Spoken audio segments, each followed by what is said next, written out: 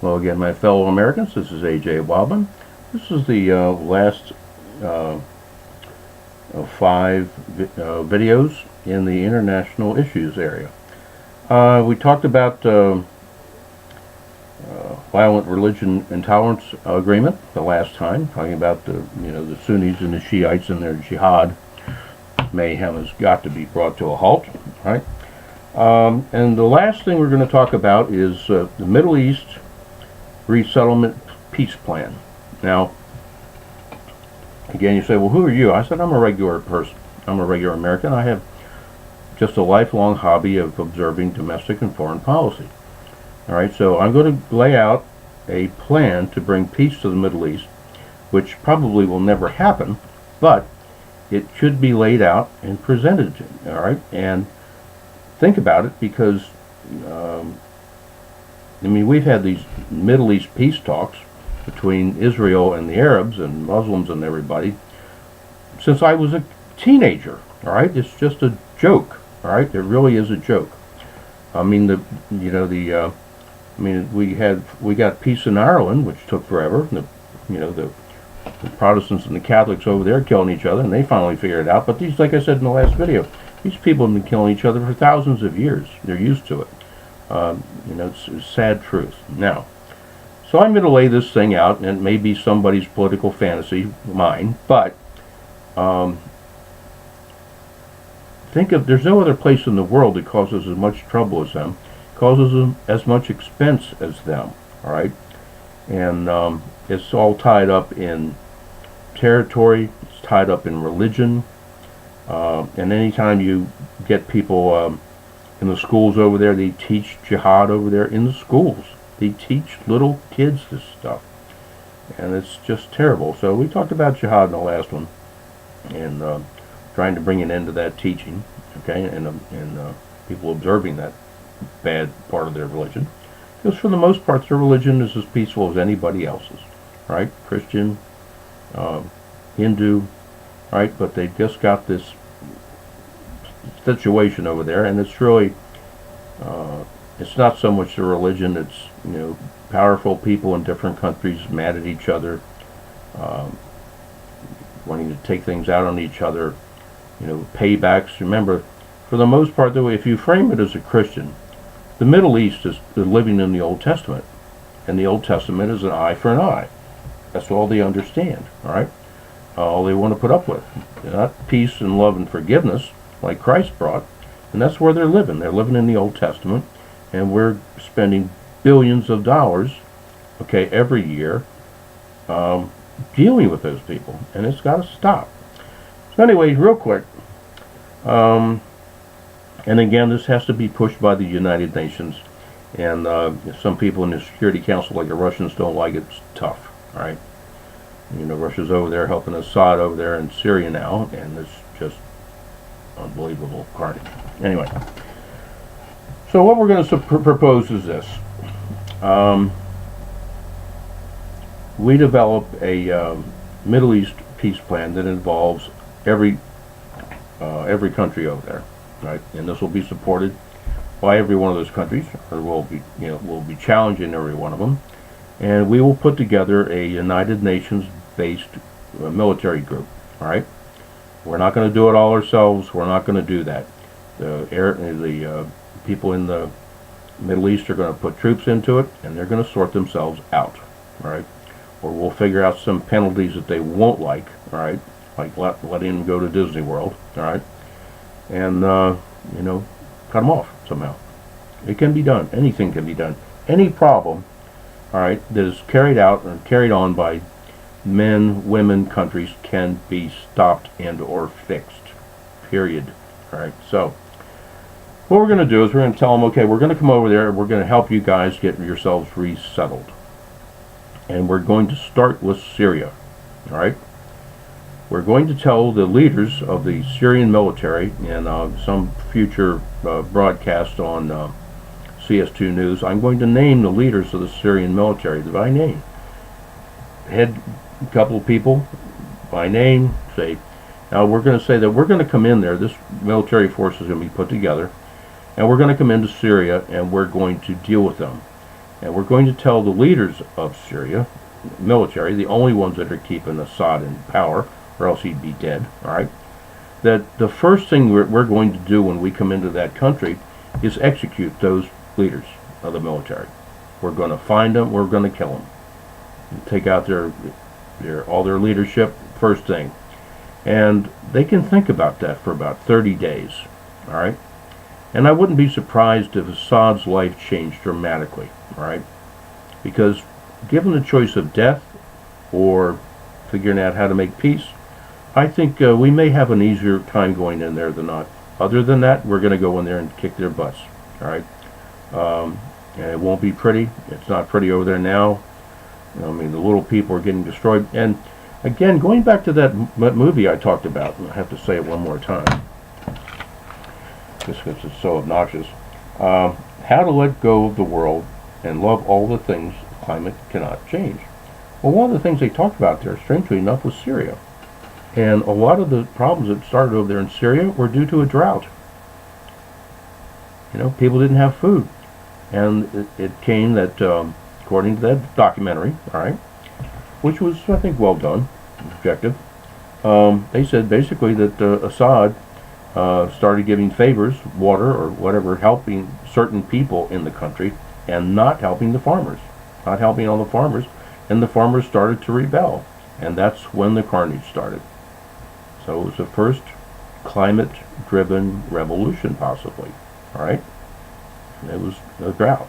Anyway, so we're going to go in there and we are going to sort Syria out. We're going to make Syria a safe place for their own people to live, and we're going to hopefully repatriate an awful lot of those people. All right, good, bad, or ugly, Syrian immigration has been a problem for the world. They're not settling that well and blending in Europe, because Europe doesn't take too well to outsiders, frankly, like we do. We do. A lot of those folks don't. So anyway. So we will start with Syria, and then we're going to do the next thing, and probably simultaneously, we're going to say, well, you have a country like Iraq, and when Hussein had Iraq, it was about 30% Sunni and about 70% Shiite. So being the nasty dictator he gave the Sunni minority, okay, the military and the government. And they warlorded it over the Shiite majority for years, and I mean years, all right? So that's why when we went in there and took Saddam out, it was payback time, biblical. And that's why people were killing each other. That's why they were throwing each other out of their homes, because the Shiites had been put out of their homes by the Sunnis. It was payback time. So as silly and as simple as it sounds, I think we need to say, okay, let's look at each country, which ones are Sunni, which ones are Shiite, all right?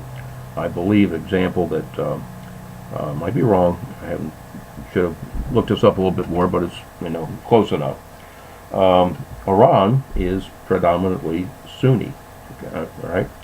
So we can just start relocating these people. We're not doing it because of climate change. We're doing it because let the Sunnis live with the Sunnis. Let them get relocated. Let the Shiites live with the Shiites. And other countries that can get along with each other, let them live there. But slowly but surely, we have to remove the reason for the military conflicts over there, right? The killing. And this foolishness that the Palestinians, who are really the junkyard dogs of the whole area over there, nobody wants the Palestinians. That's why they are where they are, all right? The Palestinians are going to have to come to peace with Israel. Israel's going to have to come to peace with them. All right, we have to protect Israel just because that's what we do. All right, and there's no reason that one country can say another country doesn't have the right to exist, if nothing else, if nothing to do with the Christian religion or whatever. Okay, Old Testament, New Testament. They just don't have the right to do that, and it's a religious excuse for wars over property, which is what most wars are fought over, property. And in the future, it's going to be fighting over oil, water, and food.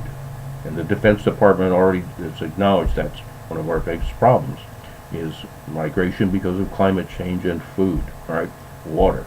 another reason for us to go cut down on the world population. It all mixes together, right? And I think we need to propose this. It's a bit radical to relocate people, but it's not the first time it's been done in world history, and certainly not the first time it's been done in the Middle East, right? But we have to make it very clear to the folks over there that we're just sick and tired of them. To death. Sick and tired of them. All of them, right? Because they just want to kill. And we have to then also deal with the two other little ugly little piece here, and that's the defense industry. The defense industry in our country and the defense industry primarily in Russia, right? Because we're the two biggest arms sellers in the world. And we just have to deal with the profitability of our arms industry. Again, it's like Deep Throat said to Woodruff, Bob Woodward in Watergate. Okay? Follow the money. It's always follow the money. Okay? So, I guess on that cute little note, I'll just end this, right? I hope that you found any of these videos that you watched interesting, maybe a little challenging or thought-provoking, whatever, but rational, okay? There isn't really a problem that we can't fix, okay? Other than if we burn the world up, we won't have the world to worry about, and we will cease to be a problem for the world. The world will go on if we drive ourselves to extinction. All right. So it's something we really don't want to do, because you don't want to be the last man and woman standing. All right. And so with that, I'll wrap up these videos. My intent is to try to get some political things done between now and the election day. And I'll go back to what I said in the very beginning when I started all this. I think every American citizen is that's able to vote, okay? And there's still time in many states. It's October 6th, it's October 7th. And there's still time in some states to register to vote for this November's election, okay? A month from tomorrow, okay? So do it and get out and vote. And I swear, if we just showed up as a group and voted out every incumbent, regardless of party, just vote them out, because you say to yourself, well, my guy or my woman's really nice, and I like hearing them talking on the radio or the TV, and it's like, well, they're okay, but they're not okay. What have they done?